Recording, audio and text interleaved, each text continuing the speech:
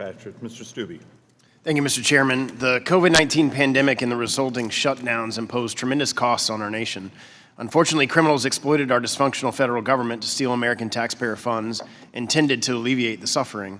This resulted in the fraudulent transfer of over $280 billion to criminals, according to an Associated Press analysis. American taxpayers were fleeced and their government failed in its duty to protect their tax dollars. GAO has estimated the unemployment fraud during the pandemic may reach as high as $135 billion. That figure represents 15% of all unemployment insurance benefits paid out during the pandemic.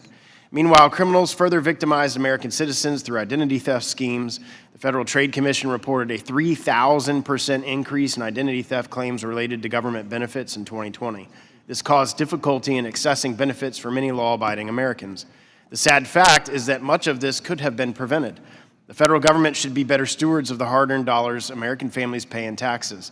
Law enforcement must track down these criminals and recover the illegally obtained funds, but we also need to plan for the future to ensure this never happens again. The tools exist for the federal government to prevent this kind of fraud. We just need to make sure that the tools are actually used. Mrs. Miller, the Pandemic Response Accountability Committee, where you served as the Deputy Executive Director, developed an analytics tool called the Pandemic Analytics Center of Excellence, which use analytic technology to uncover patterns, anomalies, and red flags that point to potential fraud. This tool has been used by numerous law enforcement agencies to open over 500 investigations into 6,000 subjects, representing an estimated potential fraud loss of $500 million. Can you comment on the development of the PACE tool as well as other ways that technology can be used to address fraud in the future?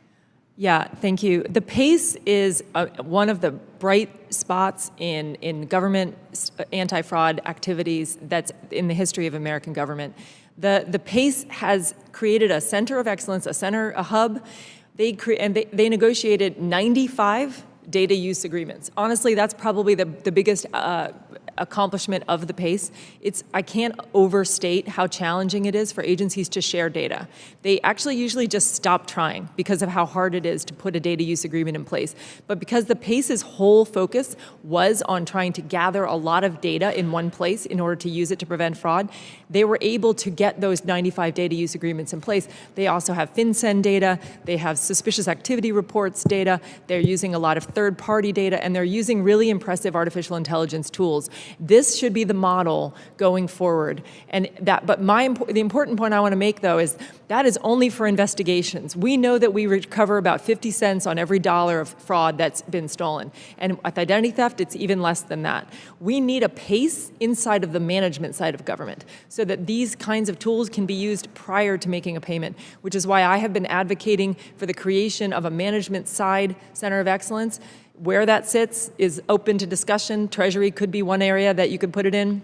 But it needs to have the same capabilities, and it needs to have that dedicated focus because, again, the people at the PACE, that's their entire job, is negotiating data sharing agreements, acquiring data, pulling data scientists in. The other thing the PACE did was create a data science fellowship, and they were able to get recently graduated data scientists from different universities to come and work on these projects. It's very difficult to get the data science resources within the federal government, and so such an analytics center of excellence sitting on the management side should also look at that as a model in order to acquire the data science expertise that's needed. So you're proposing the creation of a dedicated anti-fraud office for basically the entire federal government. What's preventing agencies from using these existing tools to protect against fraud instead of creating that? So agencies, number one, most of them don't have, they will tell you, I'm not there, but they will tell you that they don't have the resources. They'll say, hey, and this gets back to this whole incentives piece. They'll say our job is to get a benefit out. That's our job. Our mission is benefit delivery. Our mission is not prevention of fraud. That's the IG's mission. And the focus, what we've been trying to do at GAO and when I was at GAO and ever since, is trying to get agencies to understand that their job is to prevent fraud. But until they don't, so they'll say they don't have the resources. They'll say that they don't have the ability to get the data. They'll tell you that the data is the problem. The problem is partly because they can't negotiate these data sharing agreements. It's partly because they think privacy laws and FCRA requirements limit them from using that data. So they'll tell you all kinds of things, but really the challenge is that they're not sitting in this hearing today. And typically we weren't having hearings about fraud until the pandemic happened.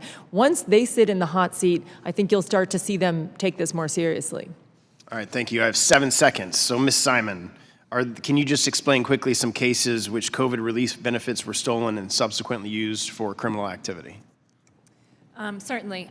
Just one quick PS on Linda's point. When I was in the Department of Labor and we tried to get data on incarcerated individuals at the federal level during the pandemic, which, as you know, would have been very helpful, we ran straight into a brick wall of legal and financial obstacles. And so I just want to say from experience, that's an incredibly real reality. Yes, pandemic fraud is effectively a vertical for many criminal organizations, and it is an income source.